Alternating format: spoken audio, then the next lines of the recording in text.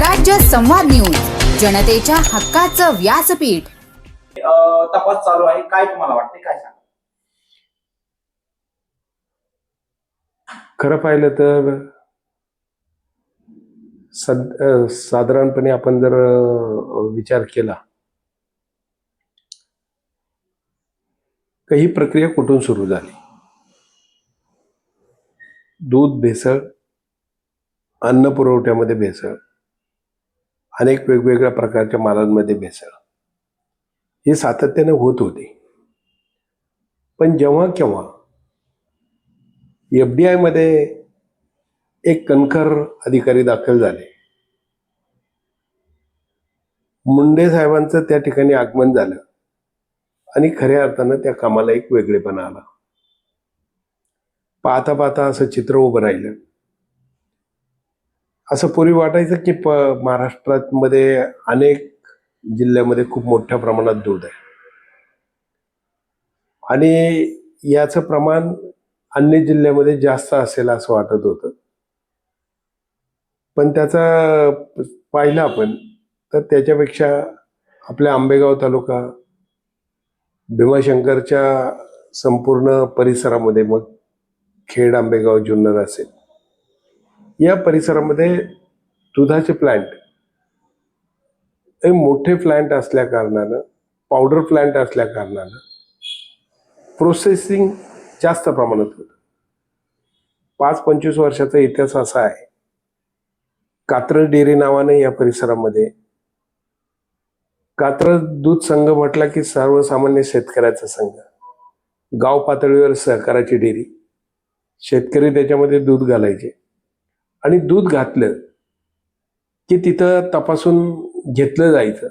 साधं छोटी जरी त्यांनी त्याच्यामध्ये काही मिक्सिंग केलं शेतकऱ्यांनी, दुधात पाणी जरी जास्त घातलं तर ते डिग्रीतून समजून यायचं. दुधात साखर जरी घातलं तर त्या टेस्टमधून समजून यायचं आणि जागेवर त्या दुधाचा मिक्सिंगचा निकाल व्हायचा. त्याच्यामुळे शेतकऱ्यांना अशी सवय लागून गेली होती, ते चांगल्या क्वालिटीचं दूध घालायचं. कात्रजच्या दुधाला एक प्रकारचं नावलौकिक होतं. तुम्ही सगळं ऐकलं असेल. टप्प्याटप्प्याने काळ बदलला, खाजगी प्लांट उभे राहिले आणि खाजगी प्लांट उभे राहिल्यानंतर सहकारी प्लांटमध्ये सुद्धा असं चित्र उभं राहिलं की याच्यावर काम करणारी जी सत्ताधारी मंडळी होती, दीर्घकाळ त्याच्यावर काम करत होती आणि दीर्घकाळ काम करता करता खाजगीकरणाला सुद्धा त्याचा कधी सपोर्ट झाला हे लोकांच्या नजरेत सुद्धा आलं नाही. एका गावात एक डेअरी काम करत होती, तर बघता बघता गावामध्ये 2-3 छोट्या छोट्या प्रायव्हेट डेअऱ्या पण उभ्या राहिल्या आणि त्यांचंही कलेक्शन झालं. गावामध्ये मतभेद चालू झाले, मनभेद चालू झाले, पण तरी कात्रजच्या डेअरीला दूध घालणाऱ्यांचं प्रमाण चांगलं होतं आणि ते चांगलं राहिलं होतं. पण आता जर पाहिलं तर आपण थोडंसं चित्र बदलतंय.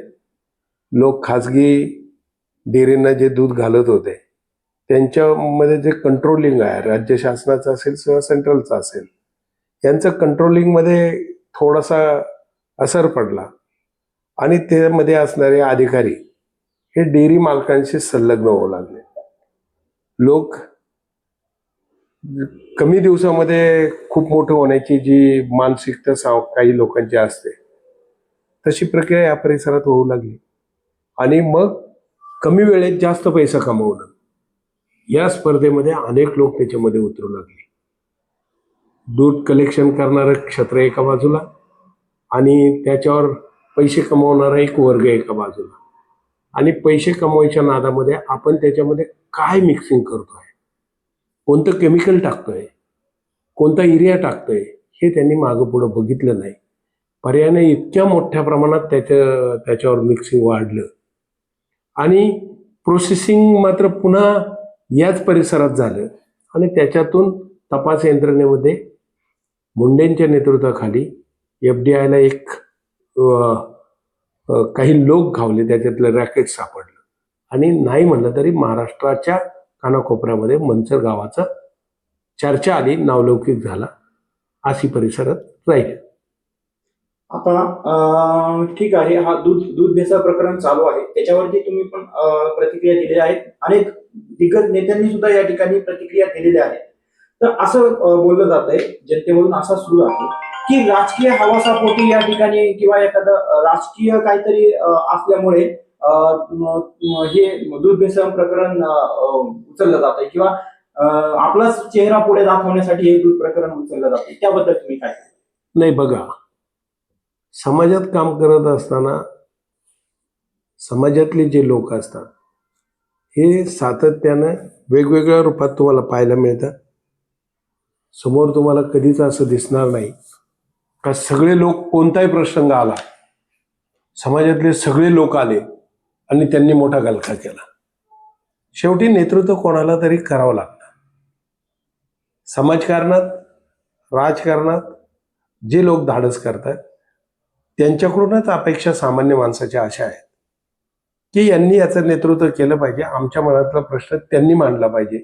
आम्ही 100% लोक मांडू शकत नाही. दररोजच्या जीवनामध्ये 1-2 एकरवर आपला परपंच उभा करून आपलं पोटपाणी चालवणार शेतकरी मोठ्या माणसाच्या विरोधात किती दिवस लढणार आणि कशासाठी लढणार, हे प्रश्न त्याच्या मनामध्ये असतात. म्हणून तुम्ही बघितलंय, वास्तविक इथं विरोधक नगण्य दिसतो, पण निवडणुकीच्या काळामध्ये आले, मतदानाच्या माध्यमातून तुम्हाला असं चित्र दिसतं का सत्ताधारी किती ताकदवान असला, किती अर्थकारणात मजबूत असला, पैशाची कितीही मोठी ताकद वापरली, तरी निवडणुकीमध्ये समोरच्या कॅन्डिडेटकडून साधं विचारलं सुद्धा जात नाही, तो पोचवू शकत नाही, त्याची क्षमता तिथपर्यंत पोचत नाही, तरी त्याला लोक बराबरीची मतदान करतात आणि स्पर्धेमध्ये पुढे आणतात. निवडून येणं की न येणं हा पाठ त्यावेळेचा असतो, पण तुम्हाला त्या मतापर्यंत आणणं ही सुद्धा मोठी गोष्ट आहे ना. म्हणून ह्या जेव्हा जेव्हा असे प्रसंग येतात तेव्हा समाजामध्ये असेच लोक नेतृत्व करत असतात का जे क्षमतावान आहे, धाडशी आहे आणि धाडसानं प्रश्न मांडू शकतात, असं नेतृत्व करतात. याच्यात राजकारणाचा काडीचा संबंध नाही. मी अनेक वेळा सांगितले, राजकारणासाठी हे काही मुद्दे राजकारणासाठी नाही. जर त्या दुधामध्ये तुम्ही केमिकल मिश्रित केलंच नसतं तर राजकारणाची चर्चा याच्यात तुम्ही जोडली असती का? कधीच जोडली नसती. केमिकल मिश्रित केलंय, तुम्ही युरिया टाकलाय, फार मोठं रॅकेट चालवतंय, ते रॅकेट चालवणारी यंत्रणा तुम्ही बघितली, ती कोणाच्या विचारधारेवर चालते, कोणाच्या विचाराची लोक जास्त आहेत आणि त्यांनी केलेल्या या काळ्या कृत्याला तुमचा पाठिंबा आहे, म्हणून लोकांच्या मनामध्ये तुमच्याविषयी संशय आहे. साहेब, तुम्ही एका मुलाखतीमध्ये असे बोललेले होते की दूध भेसळीचा हा विषय दाबण्याचा कुठेतरी हा एक प्रयत्न होतोय. मग हा कोण करते दाबण्याचा प्रयत्न, नक्की कोण करते? नाही, बघा, महाराष्ट्राच्या सत्ताधारी करतात का जे पाठचे आता जे विरोधक आहे ते करताय, कोण करते नक्की? महाराष्ट्रामध्ये खूप मोठ्या प्रमाणात जे दूध होत आहे, जे जिल्हे आहेत, साधारण समजा पुणे जिल्ह्यामध्ये आजही जवळजवळ 50-1 लाख लिटरचं प्रोसेसिंग होत आहे. काही पावडर प्लांट बनवतात जिल्ह्यामध्ये, पावडर बनवली जाते, काही आज्ञेय पदार्थ बनवले जातात, काही पॅकेजिंगमध्ये जातात आणि याच्यामध्ये जर पर डेला जर 50-1 लाखाच्या आसपास जर प्रक्रिया करत असतील या दुधावर, तर हा पुणे जिल्हा खूप मोठा आहे. आणि मोठ्या कोल्हापूर आणि सातारा या परिसरामध्ये पाहिलं तर तिथेही खूप मोठे प्लांट आहेत, खूप मोठ्या डेअऱ्या आहेत, पण या प्रक्रियेमध्ये अजून तिकडल्या भागातलं कोणतंही नाव पुढे आलं नाही. कारण काय? हातातल्या कंगणाला आरसा कशाला? जी पारदर्शकता आहे तुमच्या व्यक्तिमत्वात दिसली पाहिजे. तिथं कोणत्याही प्रकारचं जर भेसळचं प्रमाण तिथं असतं तर ते काही ना काही चित्रीकरण झालं असतं, ते दिसत नाही, याचा अर्थ घडत नाही. इथं भेसळचं प्रमाण आहेच आहे आणि मुळात भेसळ करणारे लोक एका पार्टीशी संलग्न आहेत, एका पक्षाशी संलग्न आहेत. कोणता पक्ष? आणि एका ते राष्ट्रवादीशी संलग्न जास्त प्रमाणात आहे. असं मी म्हणत नाही की 100% राष्ट्रवादीच्या, भाजपच्या आहे. अन्य याच्यामध्ये जेवढे लोक आहेत त्याचं प्रमाण जर पाहिलं तर 80% लोक राष्ट्रवादीशी संलग्न आहेत. आणि आजपर्यंत असं चित्र लोकांच्या नजरेत होतं की हे लोक याच्यातून प्रचंड पैसा कमवतात आणि गाव पातळीवर त्याचा त्रास देण्यासाठी जास्तीत जास्त उपयोग होतो, असं चित्र आहे लोकांकडं. संशयाची सुई मुळातच त्यांच्याकडे आहे. आणि तो संशय असताना ज्यावेळेस सिद्ध होतोय त्यावेळेस लोकांना वाटतंय का या पक्षाचे नेतृत्व करणारे किंवा या पक्ष तालुक्याचे लोकप्रतिनिधी म्हणून दिलीप वळसे पाटील असतील, ते त्यांच्यावर सगळे पक्ष एकत्र येऊन आंदोलन करतायत. तर मग वळसे पाटलांचा राष्ट्रवादी पक्ष याच्यामध्ये येऊन आंदोलन का करण्यात भाग घेत नाही, त्याचा सहभाग का नोंदवत नाही? आणि मग त्याच्यामध्ये संशयाची सूर निश्चितपणे येते आणि लोकांना वाटतं हे प्रकरण दाबलं जाते. जर दाबलं जात नसतं, साध्या माणसावर एखादी प्रक्रिया झाली, पोलीस स्टेशनला एखादी कारवाई झाली, तर गावभर कळतं का याच्यावर असं झालं. मग ह्या प्रक्रियेमध्ये मात्र कळत नाही. याचा अर्थ असा आहे की लोकांना वाटते, आणि जसं लोकांना वाटते तसं आम्हालाही आमच्या मनामध्ये संशय निर्माण होतोय की याच्यावर कोणीतरी प्रभाव टाकतंय की काय. आणि प्रभाव टाकत असला तर मग उद्या पुन्हा एकदा या जे भेसळ आहे, दुधात मोठी भेसळ आहे, या भेसळचा परिणाम तुम्ही अनुभवलाय. आंबेगाव तालुक्याच्या कानाकोपऱ्यामध्ये तुम्ही ज्या भागामध्ये दुधाचं प्रमाण जात आहे त्या भागात बघा, इथं पूर्वीच्या काळामध्ये कॅन्सर सारखे रोग कमी होते. आज कॅन्सर सारखे मोठे रोग या परिसरामध्ये इतकं पर्सेंटेज वाढले. त्याला नुसतं शेती कारणीभूत आहे असं नाही, याच्यामध्ये हा दूध भेसळ हे सुद्धा मुख्य कारण आहे. कारण बारीक मुलाला दूध, आईचं दुधानंतर जे दूध दिलं जातं ते गाईचं दूध दिलं जातं, आणि त्या गाईच्या दुधामध्ये जर भेसळ असेल, विष असेल, तर जन्माला येणारं पोरग, वाढणारं पोरग त्या विचारधारेवर वाढेल, परिणाम त्याच्या शरीरावर होईल. ते शरीरावर झालं का त्याच्या आरोग्याचे प्रश्न तयार होतील. आरोग्याचे प्रश्न तयार झाले की लोकांना त्याच्यातून नाही म्हटलं तरी मेडिकल मध्ये जास्तचा त्याच्यातला वेळ जाईल, कुटुंब बर्बाद होत जात आहेत, असं चित्र आहे याच्या संदर्भातलं. साहेब, घोडेगावला जे 6 आरोपी जे लाचचे राहिलेले त्यांचा एनसीआर होता, त्या ठिकाणी असं सांगण्यात आलं, त्यांच्या कुटुंबांच्या मार्फत असं सांगण्यात आलं, जनसामान्यांचा आवाज होता की हे जे मोठे मासे आहे ना ते गळायला लागले पाहिजे. तर मोठे मासे म्हणजे नक्की काय? नाही, 100% आहे. जे पकडले गेलेले आहेत, लोकांचं ज्या गोष्टीवर समाधान होत आहे, पकडले छोटे छोटे डेअरीवाले सगळ्यात महत्वाचे. मग तुम्ही हा स्रोत का शोधत नाही का या माणसानं दूध भेसळ केली हे नक्की आहे. ते जे आरोपी 26 आरोपी आहेत ते भेसळ मधलेच आहेत, त्याच्यात कोणी वेगळं सांगायची गरज नाही. सामान्य शेतकरी पण आहे नाही, जे लोक आहेत ते भेसळ करणारे आहेत. सामान्य शेतकऱ्याचं कोणत्याही डेअरीला ठोस दूध जात नाही. एकट्या दुकट्याच्या दुधावर कोणती डेअरी भरभरून चालत नाही. शेतकऱ्याचीच पुरं असतील पण ती भेसळ करतायत म्हणजे ते दोषी आहेत. आणि दोषी करणारा कोणताही हे कृत्य करणारा माणूस अत्यंत बेकार असतो. त्याला लोकांचं हित त्याच्या लक्षात येत नाही आणि तो कृत्य करत असतो. त्याच्यामुळे त्याच्याबद्दल आत्मीयता बाळगण्यापेक्षा तो करत असणाऱ्या कृत्याचा त्याला पश्चाताप झाला पाहिजे. मी केलेलं दूध तो जिथं घालतोय त्याच्या मनामध्ये संशय आहे, खरं आहे.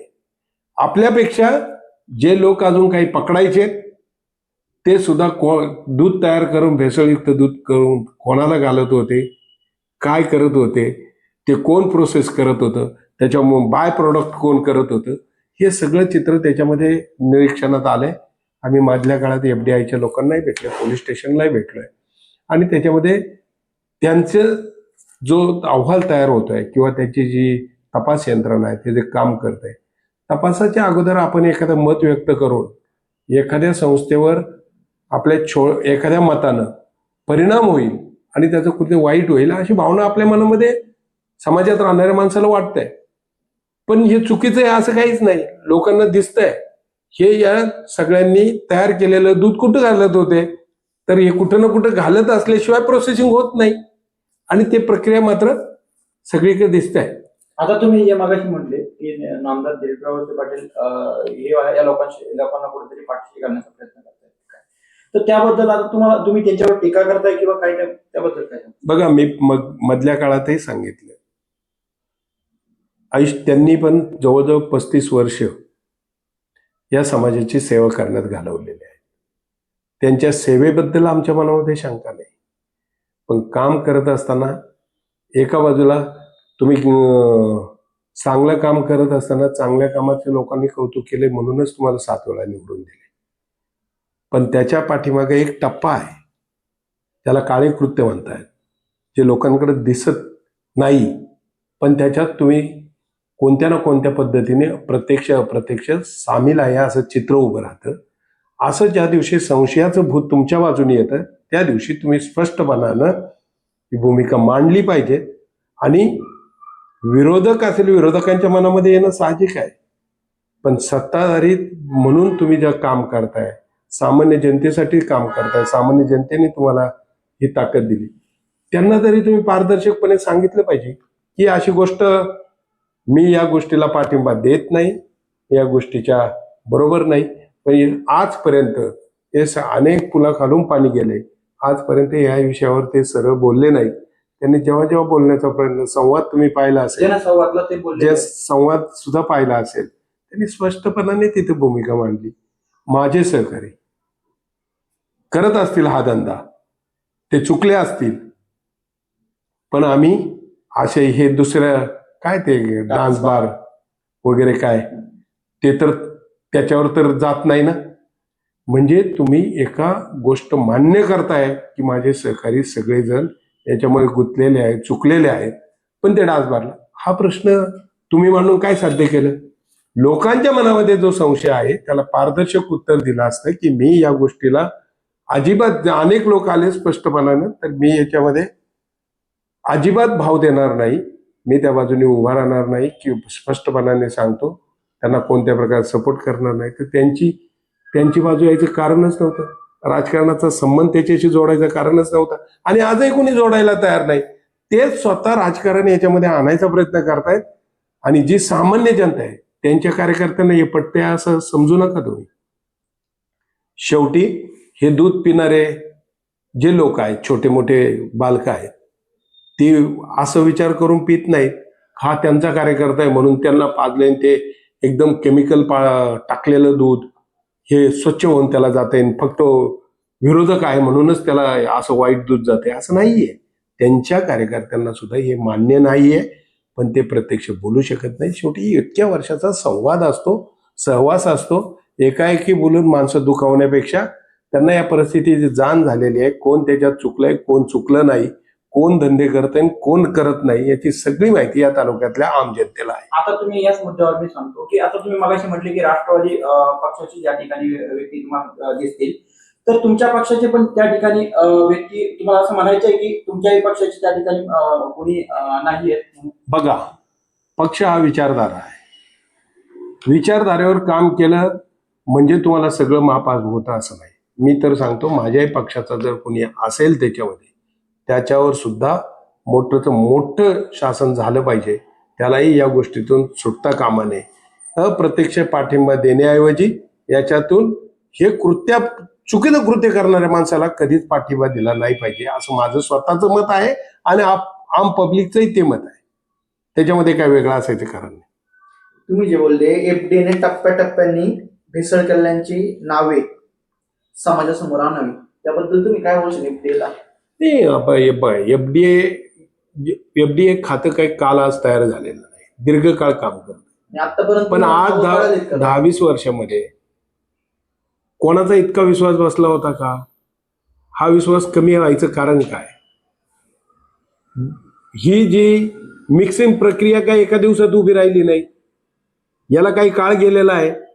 आणि जर भेसळचं जे एका दिवसात उभं राहिलेलं भूत नाही, ते दीर्घकाळ आहे, पण त्याच्यावर आजपर्यंत कारवाई झाली नाही, कारण सामान्य माणूस त्याला काहीच करू शकत नाही. मग त्याच्यासाठी ते विभाग जर पॉवरफुल असतील, क्षमतावान असतील, ताकदवान असतील आणि तिथं काम करणारी लोक पारदर्शक असतील, तर चांगलं चित्र उभं राहतं. हे आपण पाहिलेलं आहे. आणि आज म्हणजे तुकाराम मुंडेंचं नाव घ्यायला सामान्य माणसाला वेळ लागलं नाही. सहज लोक आज असं नाव घेत आहेत की एफडीआयचं नाव घ्यायचं तर तुकाराम मुंडेंचं नाव आठवत आहे. ते अधिकारी 25 वर्ष त्यांनी नोकरी केलेलीच आहे वेगवेगळ्या विभागात. पण जिथं जास्तीत जास्त सामान्य माणसाचा प्रश्न येतोय, त्याच्या सामान्य माणसाच्या आरोग्याचा प्रश्न येतोय, तिथं जेव्हा आले तर त्यांनी केलेलं काम लोकांच्या शेवटच्या माणसापर्यंत पोहोचले. आजपर्यंत अनेक प्रसंग आले, लोक विसरून जायची भूमिका लोकांची आहे. पण हा विषय असा आहे, लोक यावेळेस विसरणार नाहीत, कारण हा विषय त्यांच्या कुटुंबाशी संलग्न आहे, त्यांच्या आरोग्याशी संलग्न आहे, त्याच्यामुळं कोणीही असलं तर त्याला सामान्य माणसं माफ करतील असं मला वाटत नाही.